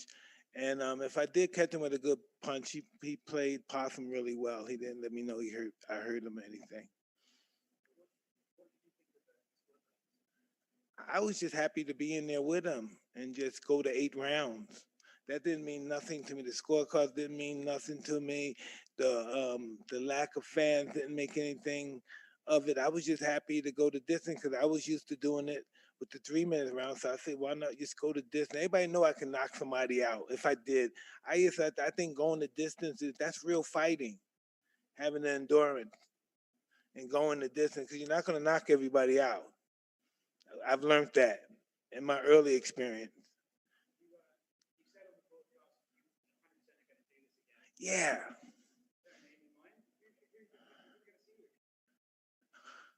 I don't know. Maybe we do something in the south of France, Monaco, at Saint Tropez, and we do something out there.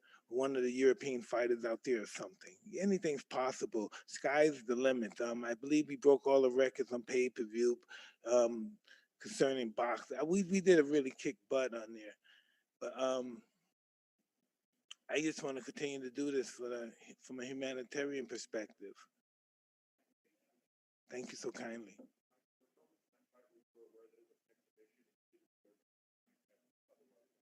Well, I'll do it in the next one then.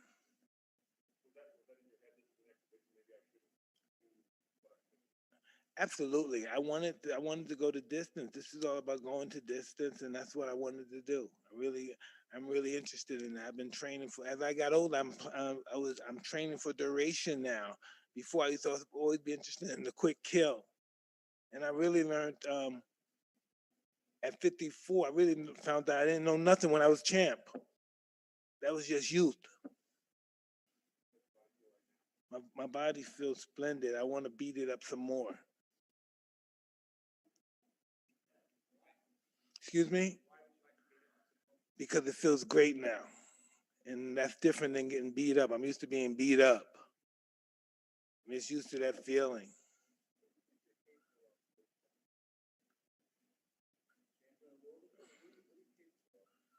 I'm capable of helping a lot of people less fortunate than myself.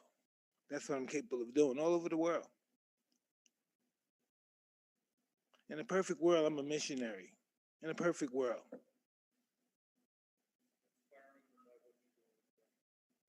Well, what I'm doing in the ring, I realize is a gift not only for myself. Before it was all about me and the hot chick and the nice car and the planes and the boats, and it doesn't do it for me anymore. So I went another way. I help somebody else, I guess, right? Because I don't get into that no more. I like my pigeons and my fancy clothes, but other than that, I don't want anything out of life. It's not a trip, my pigeon and my clothes. And of course, my children and my wife, but it's my pigeon and my clothes. My pigeon and my clothes and my joint. Ain't that something? My joint. Yeah, absolutely coming down. Yeah. Well, listen, I can't stop smoking. I smoked during fights. I used to have to smoke. I'm sorry, I'm a smoker. I smoke every day. I never stop smoking. Absolutely, yes.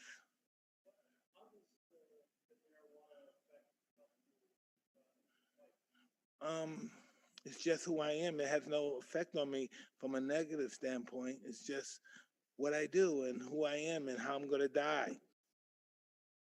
There's no explanation. There's no beginning. There's no end.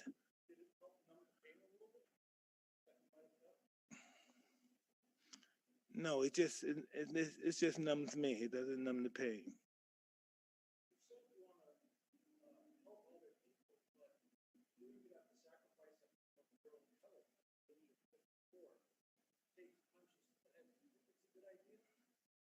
But that's what it's all about. I've done everything for myself. So what happens if I die? No, really, what happens? I may begin to live when I die. No one knows what dying's like. It has to be beautiful. Dying can't be bad because living is great. So dying has to be something special.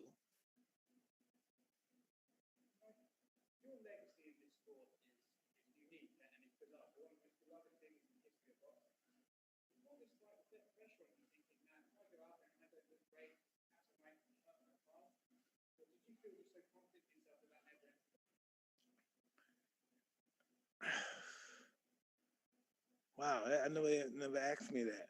The thought of failure never creeped in my mind. I never is that failure? I don't know. I don't fuck. I don't damn. That was a hell of a question. No, in a way of I just how do I answer that question? I never think of I always God forgive me, God, I always think of myself as grandeur. I always think of myself as a roaring gladiator like Alexander the Great. I feel like I'm a ruler when I'm in my mind thinking about accomplishing something. I think possible nothing's impossible to somebody who tries. So I never think about failure in that perspective. I think about failing, but not in that perspective.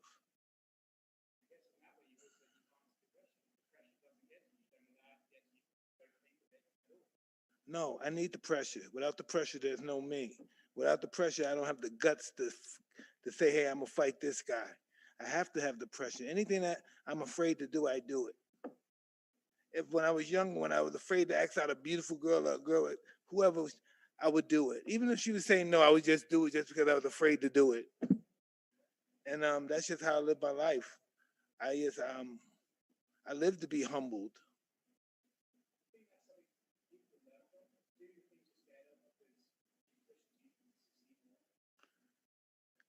I don't think succeed from a material standpoint is an inside job. It's just an inside job. The more you're comfortable with you, the more you be comfortable with death. And the more comfortable you are with death, the more at peace you are with yourself.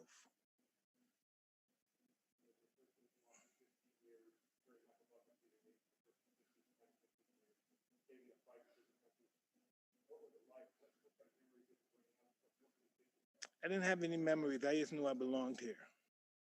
This is where I belong. I never once, even when my first day sparring, and I got my rib crack, and a guy he was just smashing my jaw.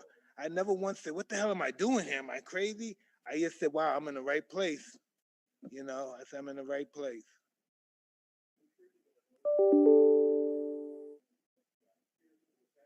Excuse me, will you say that again?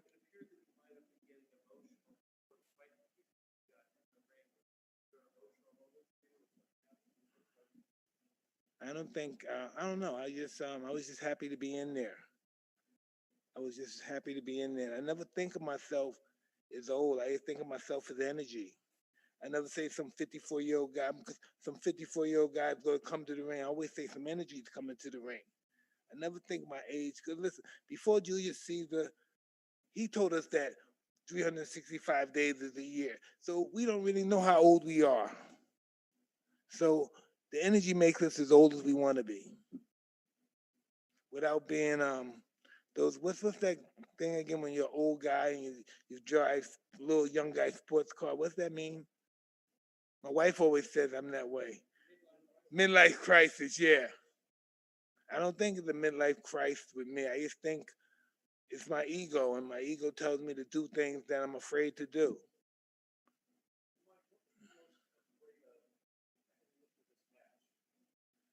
Just getting my ass kicked. My nose hurt right now, yeah. Very happy I did this.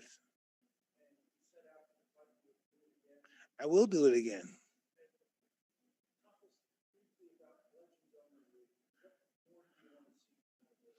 Well, listen, whatever I want to see come out of it, what I anticipate seeing is really almost there. We're going to take this place. The sky's the limit with this place. We have so many great legends that are so, and it's just an array of them that's so interested in jumping on board and being involved with this program. Listen, I had what, 15 fights in 1 year. So let's just try to work on closer to that. It has to be competitive, where it's constant, no one can get out of shape because everybody's fighting. It'll be consistent. I would like to have once every 2 months. My personal opinion. I would like to have one fight every 2 months. The first time I ever did mitts, when y'all saw that, and I got these 2 billion impressions. After that, I was in the bed for a couple of days. I couldn't get up. I had sciatica. Can you believe that combination gave me sciatica? Excuse me? I'm gonna work out. It become my lifestyle now. I'm never gonna be that guy, I don't know, fat Mike again and stuff, cokehead Mike. I ain't gonna be that guy no more.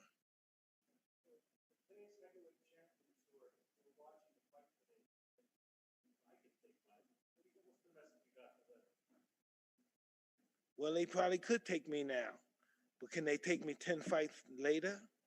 After I have 10 fights? Or 10 exhibitions, please forgive me. And then maybe after that, maybe we can exhibition. The people who are saying what you're saying, maybe we can have exhibition probably after 10 more of these that I have.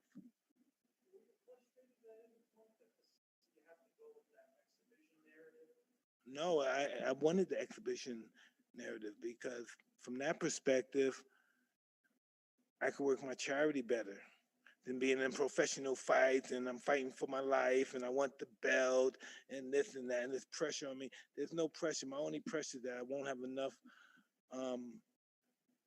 product to help the people who need to be helped in this particular situation, that is.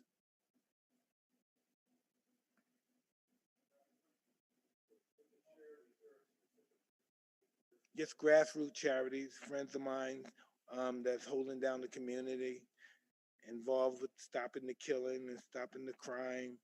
And those are the guys that I'm involved with that want to help the youth, the next generation. We don't want to lose the next generation to drugs and pandemics and everything.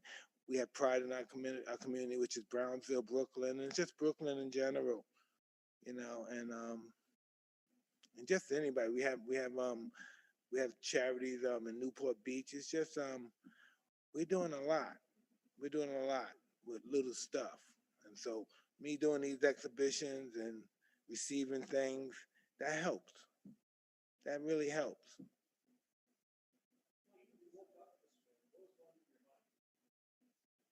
I didn't wake up. I didn't sleep last night.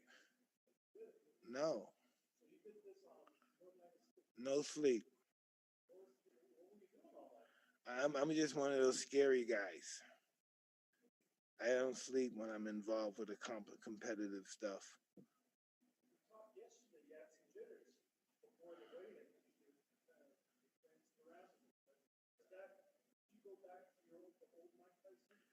The old Mike Tyson no longer exists. No, I just this was a new occasion for me. I was a bit nervous, but I just looked at the situation. Hey, this is a better cause than me. Why am I nervous? This is going to be good. You know, I didn't expect to do anything. I just expect to go to 8 rounds and try and entertain the crowd and be able to do what I want to do in these grassroots situations.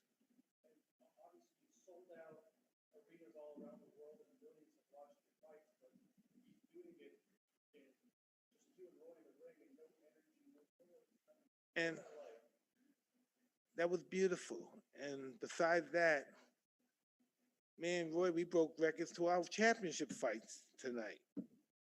You know, everybody's watching, and I'm really grateful to that. I'm really grateful for that. Really, I am.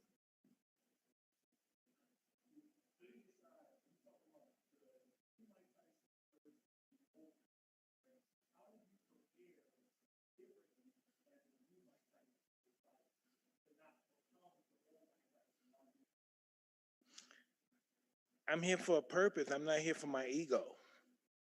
My ego is taking the money and buying some planes and some nice houses and packing up a bunch of chicks and have some orgies and stuff. This is not who that is right now. That guy was just somebody that had to be, eventually, he was a platform to become me.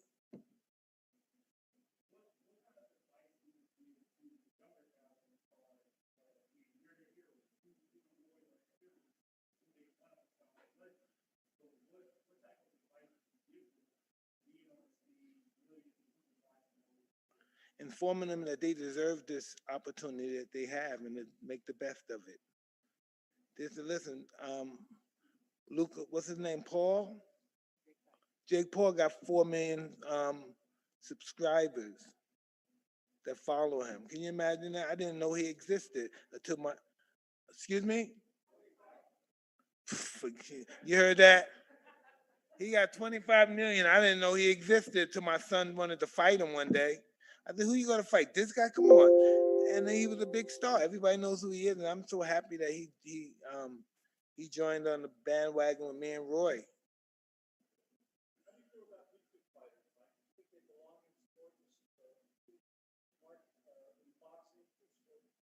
Well, listen, my ego says so many things, but my reality is they help boxing so much. Boxing owe these guys some kind of, they owe these YouTube boxers some kind of, respect. They should give them some belts because these guys make boxing alive. Boxing was pretty much a dying sport. UFC was kicking our butt, and now we got these YouTube boxers. Boxing has been 25 million views. Boxing's going back thanks to the YouTube boxers.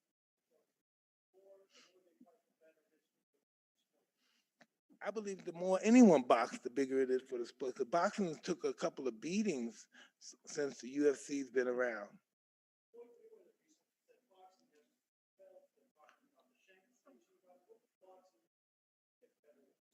Boxing never have too many belts because every time there's a championship fight, that's more money for the fighter. So there's never enough belts, you know? So just say there's one champion. He got 10 guys. How long do you think he's going to go through these 10 guys? Plus, they got to fight each other and take each other out. So listen, he's really no fights. So it's good to have 3 champions, and every time there's a fight, the commission, everybody can get paid their money, their percentage, or whatever they charge. And it's beautiful. Everybody makes money. That's what this business is about, money. It's not about ego. Hey, I don't like him and who he's with, so I'm not going to fight him. If he's your friend, you'll fight, you'll make each other money. How do you guys be friends and you're both fighters and one guy's the big star, you're hardly eating, and he say he's your friend? That's what fighters did in the old time. They fight each other and make each other money and help each other. That's what it should be like now. I shouldn't say I'm not gonna fight him because I don't like his promoter.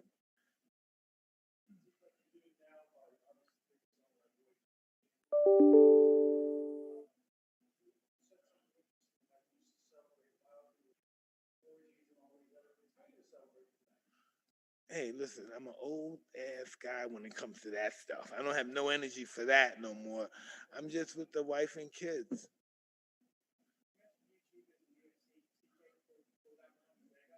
And that is beautiful. Jake Paul, him and his brother, man, they're a God gift to YouTube boxers.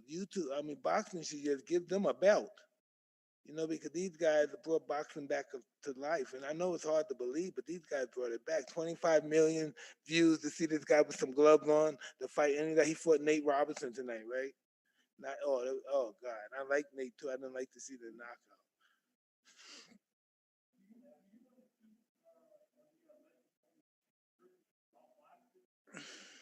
No way, man. We're gonna do whatever any legend wants to do. Jerry Rice, any McEnroe and his brother, they still feel they can play. Anybody that everyone said, hey, you retired, you're no good no more, but you still got it, you're still beautiful. Jerry Rice got it. I got it. You know what I mean? Guys like Tom Brady, they could play forever. You know, that's just the way it is. You know what I mean? People still want to, even if we're not as fast as we used to be, because this is how Legends Only League got into existence. I'm watching Jerry Rice. I don't know what it is, Beyond the Glory, whatever it is. And this guy, he runs a 5.4, something to that extent. I don't know the football. So he's like a few seconds off that, so he can't play no more. Wow, can you believe this man? He's a few seconds off his world best record. So that means you're no good. You can't play no more. But there's guys that want to see him run more than they want to see the guy that plays his position now on a team he lost, he didn't make. So what's that mean? We can't watch Jerry no more? Really, we can't watch Jerry no more just because he's a few seconds slower. So I think Jerry Rice, he could find a bunch of friends that are like him in shape, and they stayed in shape, and they still have their speed, and they could have opened up an organization, a commission, and they could do it in tennis. But I guess race car, you could do that at any age, but still, you know, there'd be other sports.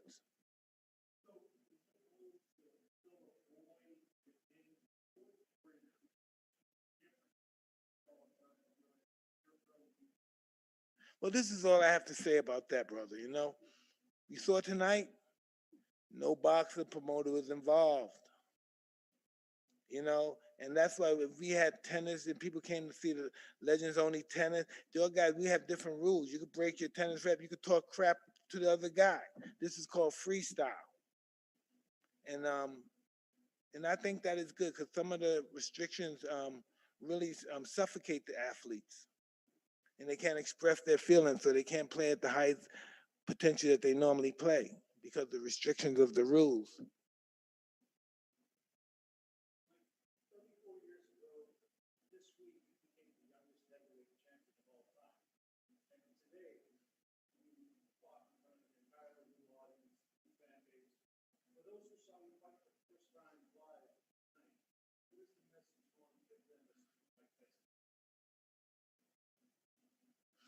I can't tell you who Mike Tyson is because I'm only 54 years old.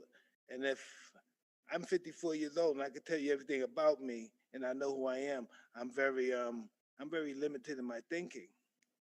So I don't know really that much. I just want to be who I am. I like who I am. I never liked who I was before. I like who I am now.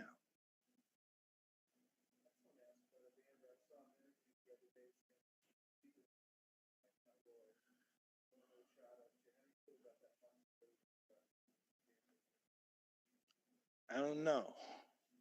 Maybe Evander needs to talk to me because every time my business associates talk to his business associate, it doesn't turn out well, you know. So I don't know if these guys really, if you could see what we made tonight, if these guys really cared about the welfare of Evander, they would have had this fight with Evander. Or maybe we could do another, but whoever he's with is handling it totally wrong. Excuse me? I know nothing about the gross. That's not my department. That's never been my department. I just know about the people in the crowds and the viewers and all that stuff. Um, I don't know. You'll find that out before me, I'm sure.